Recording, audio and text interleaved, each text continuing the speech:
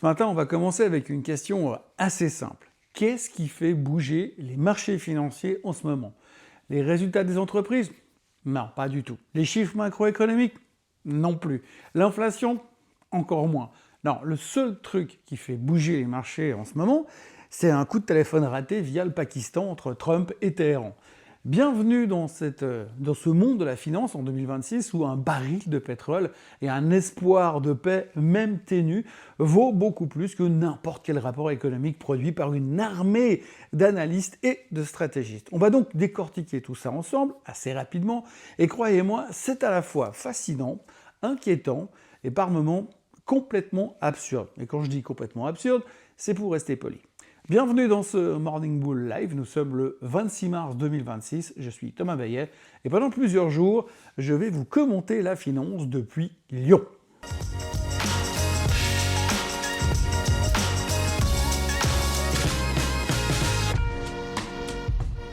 Cette émission vous est présentée par Swissquote. Alors avant toute chose, ce que vous allez entendre et voir dans cette vidéo n'est pas un conseil financier, c'est mon avis, mon analyse et parfois mon humeur du jour. Par contre, si vous voulez comprendre la bourse, là, vous êtes au bon endroit. Depuis plusieurs semaines maintenant, vous avez vu, les marchés financiers mondiaux ont une relation codépendante avec deux choses, le baril de pétrole et les nouvelles du Moyen-Orient, ce qui est plus ou moins similaire. Et cette relation, elle fonctionne tout simplement comme ça. Trump annonce un plan de paix, les marchés montent, le pétrole baisse, l'Iran dit non, les marchés baissent, le pétrole monte, etc. etc. C'est l'espèce de cycle vertueux. C'est mécanique, c'est pavlovien, et c'est presque beau dans sa simplicité, c'est presque pur. Sauf que voilà, hier, Trump a sorti un plan de paix en 15 points. 15 points. Probablement réglé, rédigé sur un coin de bureau entre deux tweets, mais bon, le principe y est, et 15 points. Et les Iraniens ont répondu, et là, attention, parce que c'est là que ça devient subtil. Les Iraniens, ils n'ont pas dit oui, ils n'ont pas dit non non plus, ils ont dit on refuse catégoriquement, mais on va quand même l'étudier. Je vous laisse un tout petit instant pour apprécier la beauté diplomatique de cette phrase. Mais à Wall Street, on ne dort jamais et on lit tout très vite, on a retenu une seule chose, il y a de l'espoir. Et quand il y a de l'espoir sur les marchés, eh bien on achète. Point barre. C'est aussi simple que ça. Peu importe que la marine iranienne, celle qui est censée être au fond du golfe Persique depuis des semaines selon Donald Trump, ait quand même réussi à tirer des missiles en direction du porte-avions Abraham Lincoln dans la journée, peu importe que Téhéran continue de dire officiellement qu'ils se battront jusqu'au dernier homme, non, l'espoir c'est l'espoir, et ça vaut bien plus que tout. En tous les cas, pour le moment. Voilà donc le niveau de rationnel qui gouverne 50 000 milliards de dollars d'actifs financiers mondiaux. Bon, pendant que les traders font du ping-pong avec les futurs sur le WTI, les économistes et les stratégistes, eux, ils essayent de regarder un petit peu plus loin que demain matin. Et ce qu'ils voient, pour l'instant, c'est pas franchement réjouissant. Premier constat, le baril est coincé dans une espèce de fourchette entre 85 et 105 dollars. Et il va probablement y rester tant qu'on n'a pas de résolution claire du conflit. Et Trump est assez fort pour le garder dans ce range-là. Deux scénarios extrêmes sont donc sur la table. Le scénario optimiste, Trump réussit sa paix, les troupes rentrent à la maison, le baril redescend à 65 dollars et tout le monde est content, champagne. Et puis le scénario black, le scénario cauchemar. Les Américains débarquent sur l'île de Kharg, rasent les infrastructures pétrolières iraniennes et le baril explose à 125 dollars, voire plus.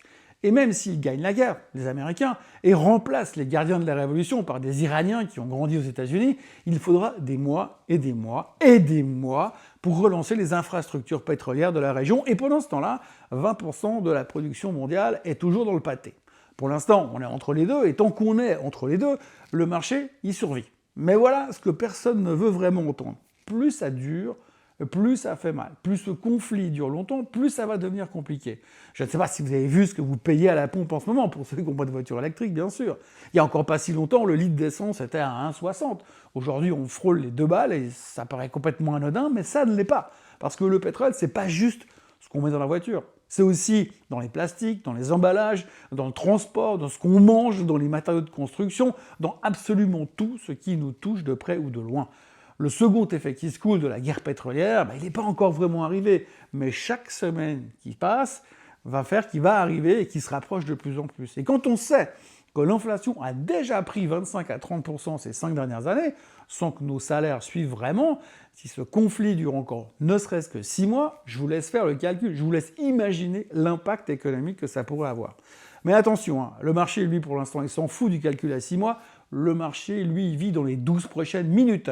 Les 12 minutes, c'est littéralement son horizon temporel du moment. Alors, pour l'instant, on profite de l'espoir jusqu'au prochain tweet de Trump ou à la prochaine déclaration à l'emporte-pièce du gouvernement iranien ou de ce qu'il en reste. Mais il y a une chose qu'il faut quand même signaler, c'est que pour la première fois depuis le début de la guerre, les médias financiers ont l'air de se lasser et commencent à parler d'autre chose. On commence à parler d'autres sujets qui se rapprochent un peu plus de la finance traditionnelle et pas des relations incestueuses entre le baril et le S&P 500. Et là, on change complètement de sujet. Parce qu'il y a une news hier qui n'a pas fait trembler le marché, qui n'a fait trembler personne en bourse, pas encore en tous les cas, mais qui pourrait changer la face du monde numérique, selon l'issue. Il y a un tribunal à Los Angeles qui vient de condamner Meta et Alphabet à payer 6 millions de dollars de dommages et intérêts. Pourquoi ? Eh bien pour avoir rendu leurs applications trop addictives. Je répète, on a infligé une amende à Meta et à Google parce que leurs applis sont trop bien faites. Parce que le scroll infini, les notifications, les algorithmes, bref, tout ce qui fait qu'on ouvre Instagram juste pour 2 minutes et qu'on ressort 1 heure plus tard en ayant regardé des vidéos de chats et des réels de cuisine qu'on ne cuisinera jamais. Eh bien, figurez-vous que maintenant, c'est de leur faute. C'est plus de votre faute parce que vous passez trop de temps sur vos téléphones, c'est de leur faute à eux. Un jury américain a décidé de verser 6 millions de dollars à une jeune femme qui dit avoir sombré dans la dépression à cause de son addiction aux réseaux sociaux. Et je suis désolé, mais là, il faut qu'on en parle. Oui, parce que les algorithmes sont conçus pour capter l'attention. Oui, c'est une industrie qui exploite nos biais cognitifs. Oui, c'est réel, c'est documenté, et d'accord, c'est discutable. Mais le raisonnement juridique qu'on est en train d'établir en ce moment, c'est le suivant. Si tu n'arrives pas à poser ton téléphone, c'est pas ta responsabilité, c'est la responsabilité de l'entreprise. On est donc en train de dire à des adultes que leur manque de discipline appartient à quelqu'un d'autre. Et ça, c'est un glissement qui devrait inquiéter quand même un tout petit peu le monde entier. Parce que si on pousse la logique jusqu'au bout, on peut aussi attaquer McDo parce que les frites sont trop bonnes, on peut traîner Netflix en justice parce que, allez, juste encore un épisode de plus, ou alors on poursuit Red Bull parce qu'on en boit 5 par jour pour rester réveillé. Il fut un temps où on attaquait les fabricants de cigarettes parce qu'on prétendait ne pas avoir compris que fumer c'était mauvais pour la santé. C'est exactement le même playbook et ça a quand même coûté des milliards et des milliards à l'industrie du tabac. Maintenant, et c'est là que le sujet devient vraiment intéressant pour les investisseurs, les 6 millions d'amendes, Meta et Alphabet s'en tapent complètement. C'est littéralement leur budget qui a fait d'une journée. Mais le précédent juridique, lui, il est carrément dévastateur. Derrière ce jugement, il ne faut pas oublier qu'il y a des milliers de plaintes en attente, des écoles qui attaquent, des États entiers qui s'engouffrent dans la brèche, une classe politique qui adore le sujet parce que protéger les enfants, c'est le bouton magique qui met tout le monde en émoi à Washington. Et si cette logique s'impose, les plateformes vont devoir changer ce qui fait précisément leur valeur, à savoir maximiser l'attention, moins de notifications, moins d'algorithmes dopaminergiques, donc moins de temps passé et donc moins de revenus publicitaires. Et là, on commence à toucher au moteur. Meta et Alphabet ne vont pas mourir demain, mais ils viennent de franchir une ligne invisible. Ils ne sont plus seulement des innovateurs géniaux, ils sont désormais des suspects. Et dans l'histoire des marchés financiers, quand une industrie passe du statut de génie à celui de coupable, c'est rarement une bonne nouvelle pour les actionnaires. Changeons un peu de sujet, ce matin l'Asie est dans le rouge, le rebond américain d'hier soir, celui qu'on doit à l'espoir de paix, n'a pas vraiment survécu sur la nuit, la Corée du Sud prend le plus gros coup ce matin, le Kospi s'effondre de 3,5% parce qu'Alphabet a sorti un nouveau produit qui s'appelle TurboQuant et qui pourrait réduire les besoins en mémoire pour l'IA. Ce qui est une mauvaise nouvelle pour Samsung et Hynix qui cartonnaient justement grâce à la demande en mémoire pour l'IA. Un coup de genou dans le tibia, pour rester poli, de tout le secteur. Le Japon, lui, recule de 1%. Lui, c'est un autre problème, il est en train de se vider de ses réserves stratégiques de pétrole pour absorber le choc économique de la guerre. Le problème est donc loin d'être réglé, ça commence déjà à se compliquer pour les Japonais. Hong Kong baisse de 2%, la Chine de 1%, et les futurs américains reculent de 0,37%.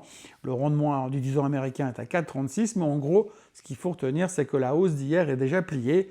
Et l'espoir, pour l'instant, a une durée de vie qui frise les 12, peut-être jusqu'à 24 heures. Quelques notes rapides en passant, on notera que SpaceX pourrait bientôt entrer en bourse avec une valorisation de 1750 milliards de dollars, ce qui rapprocherait Elon Musk du statut de premier trillionnaire de l'histoire. ARM Holding a annoncé sa première puce dédiée à l'IA pour concurrencer Nvidia.